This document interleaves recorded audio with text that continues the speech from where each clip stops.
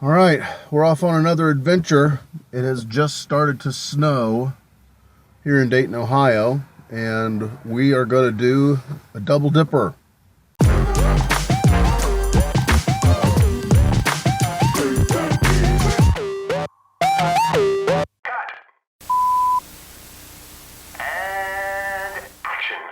Hey everybody, welcome back to the channels, because we're doing a double dipping video today.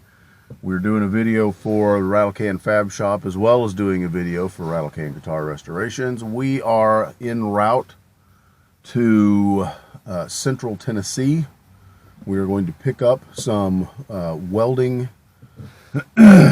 accessories from a gentleman that I have met on the Prime Weld users group. We have a common welder. If you've watched the Fab Shop channel, you'll know I've got a Prime Weld 225 AC/DC pulse welder, and there's of course a Facebook forum for that.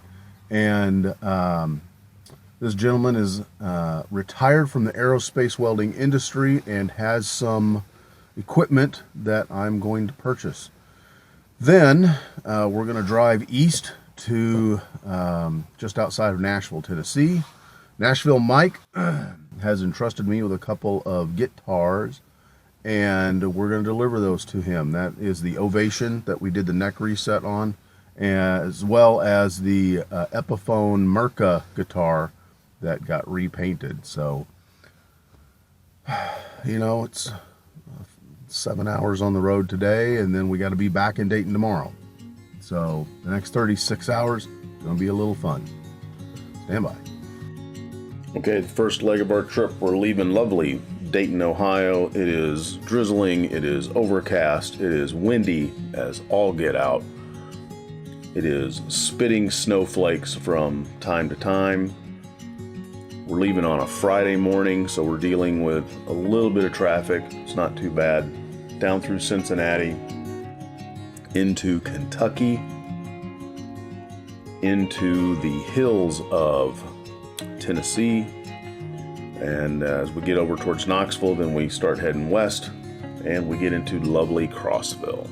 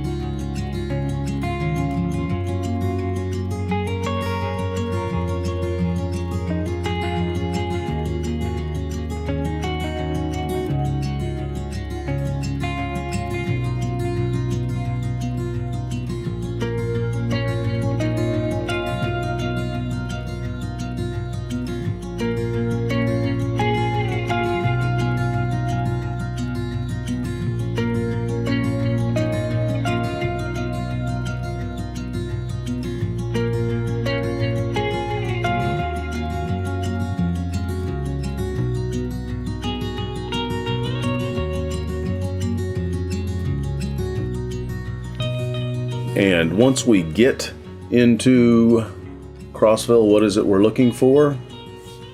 We're looking for Purge Fixtures. As I mentioned previously, these are welding accessories that you use primarily when you're welding stainless steel, when you are trying to get a contamination-free weld.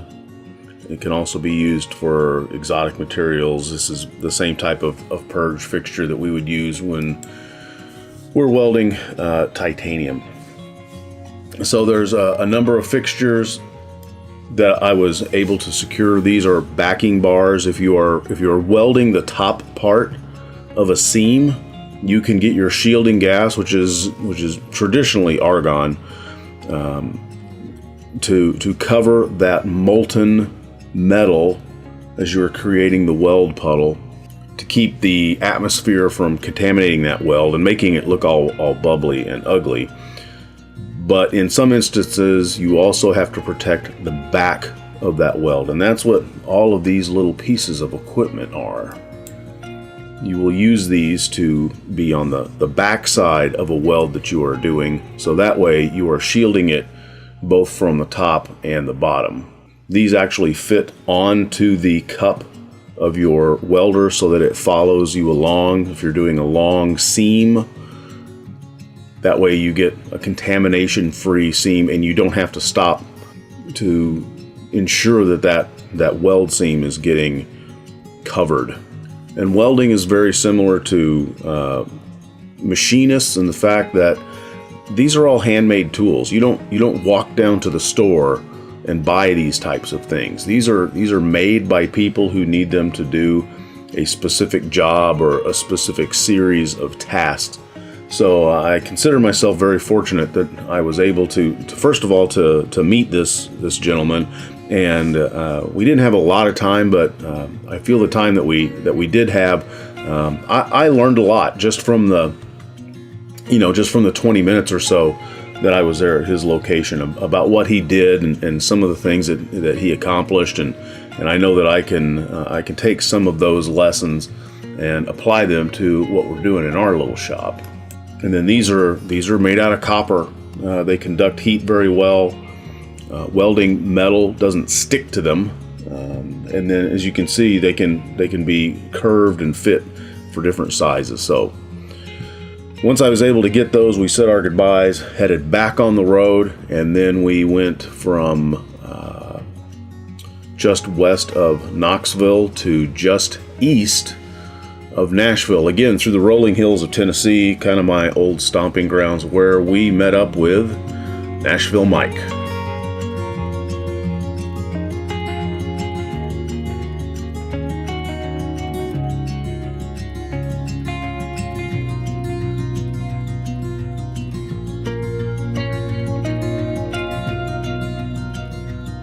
I've known of Mike since I was in junior high school, because we were in kind of competing bands in the area at the time. He was in the Hot Shot Black Knight band, and they were killing it, even though they had to pay their fans to scream for them up front. But another story for another time. And for a drummer, he's got more guitars than he probably should have. I was able to return to him the Ovation that we reset the neck on. His wife was quite pleased to have that back. They've had that guitar for a while, and she really enjoys playing that. They were quite happy with that, as well as returning the Epiphone Merca guitar.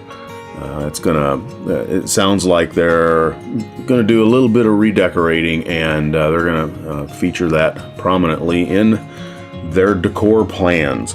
And so while I was there, he was able to pull out a couple of his acquisitions, and one of those was the new Epiphone Tommy Thayer Signature Series. And man, that is a pretty shade of metal flake blue. That's just a really nice guitar. And something else he pulled out was because he knows how much fun we had with the Ovation, he pulled out a Richie Sambora Signature Series double neck Ovation just to totally blow my mind, as you can see from my appropriate gesturing. Anyways, had a great time with Mike and Tammy. I always do. They're fantastic people. And if you enjoy classic rock, then check out Mike's podcast, Classic Rock Drops, where they talk about new music from established classic rock artists. If Journey's putting a new album out, they're going to talk about it. If AC/DC puts a new album out, they're going to talk about it. Good stuff. Mike also runs the Kiss Talk podcast, where it's all Kiss all the time, and you may have noticed from the previous pictures, we may have talked a time or two about Kiss in the past 35 years.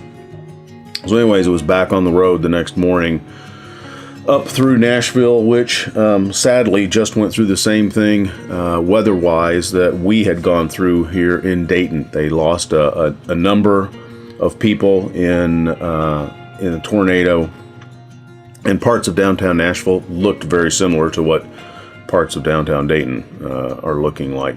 So anyways, we're hoping and praying for those people that they recover as best as they can. They will bounce back stronger.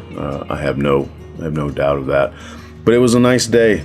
It was sunny. It wasn't as windy. It was warm, and we bounced up through Nashville, up through Bowling Green, and eventually snaked our way back home. It was a pretty fast-paced 33 hours away from home, just under 800 miles, which in the beast is sometimes an adventure. So anyways, that was how I spent Friday and Saturday, and I just wanted to take you guys along for the ride. There is stuff being done on both channels. We're just kind of up to our eyeballs right now. We're getting our new church facility ready for a grand opening this weekend, and we've been a little busy. Lights, sound, video cameras, live streams, LED walls, stages, just everything under the sun that you could think of. We've been kind of hard at it for the past month or so since they officially let us into that building. So anyways, that's what's going on here at the shops. I appreciate you guys being patient. Appreciate you watching the channels. And for RattleCan Guitar Restorations and RattleCan Fab Shop, I'm James. You guys have a great weekend. Cheers.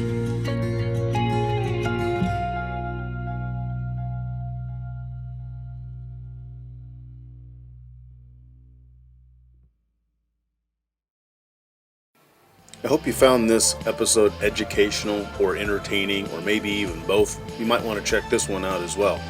Be sure to hit the subscribe button, hit the little bell to be notified when new videos drop, and if you got comments, make sure you put them down beneath the sermon notes. Thanks for hanging out with us here at the RattleCan Fab Shop. Y'all have a good one. Cheers.